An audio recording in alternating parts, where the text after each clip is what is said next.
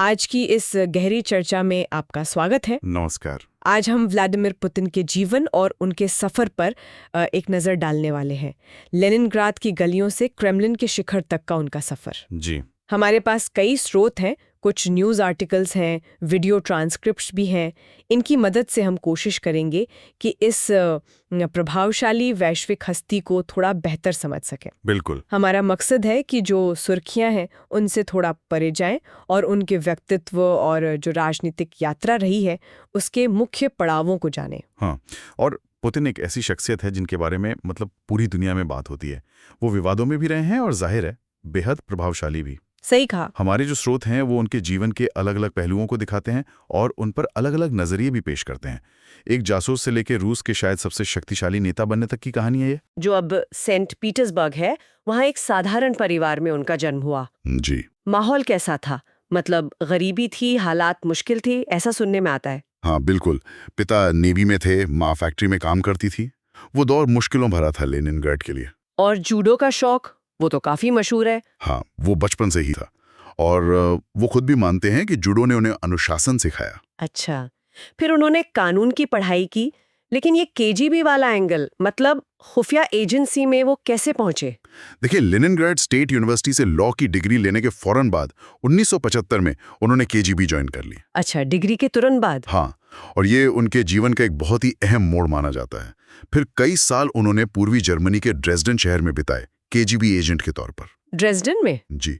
और दिलचस्प बात यह है कि वो वहीं पोस्टेड थे जब बर्लिन की दीवार गिरी 1989 में। और उन्होंने सोवियत प्रभाव का पतन और पश्चिम का जो उभार था उसे बहुत करीब से महसूस किया। और ऐसा माना जाता है कि इसी अनुभव ने दुनिया को देखने का उनका नजरिया गढ़ा। क्या मतलब, किस तरह का नजरिया? खासकर एक मजबूत राष्ट्र या कहें स्टेट की जरूरत और बाहरी हस्तक्षेप को लेकर एक गहरा संदेह, ये चीजें शायद वहीं से बनी। फिर आया 1991, सोवियत संघ टूट गया, तब उन्होंने केजीबी छोड़ दी। हाँ, उसके बाद उन्होंने केजीबी छोड़ दी और फिर राजनीति का रुख किया।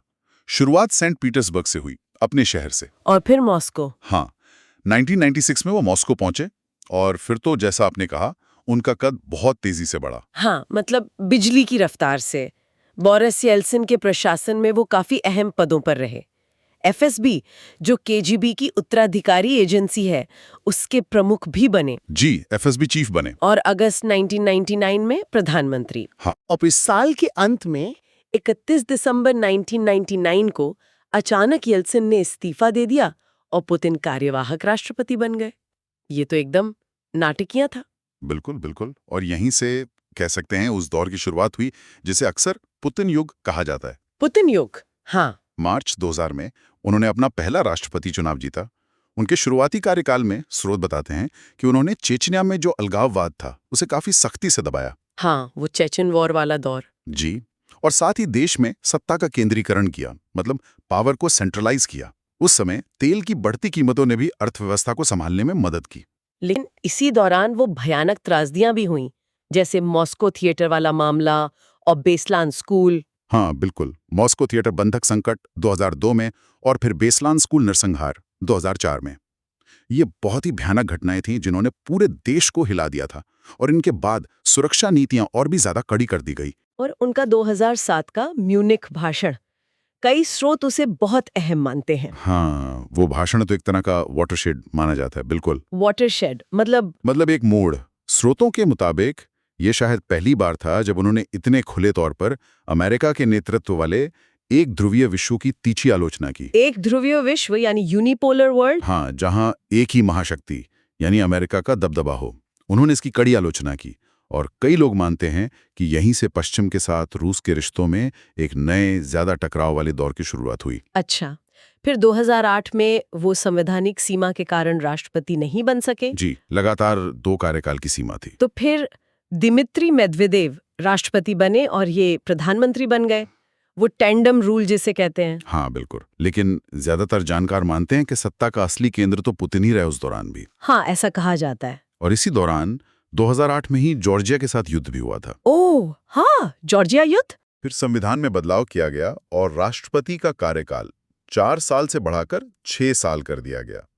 इसने उनके लंबे समय के सत्ता में बने रहने का रास्ता आप कह सकते हैं और साफ कर दिया। और 2012 में वो फिर से राष्ट्रपति चुन लिए गए। जी, तीसरे कार्यकाल के लिए। और इसके बाद के सालों में तो रूस की विदेश नीति और ज्यादा मुखर होती चली गई है ना। बिल्कुल, बहुत ज्यादा। 2014 में यूक्रेन से क्रीमिया का विलय कर लिया गया। हाँ, वो बहुत बड़ा कदम था। फिर 2015 में सीरिया में सीधा सैन्य हस्तक्षेप, जी पश्चिमी चुनावों में कथित दखलंदाजी के आरोप लगते रहे। जी, अमेरिका और यूरोप में। और विदेशों में, खासकर यूरोप में, उनके विरोधियों पर हमलों के इल्जाम भी लगे, स्क्रिपल मामला जैसे।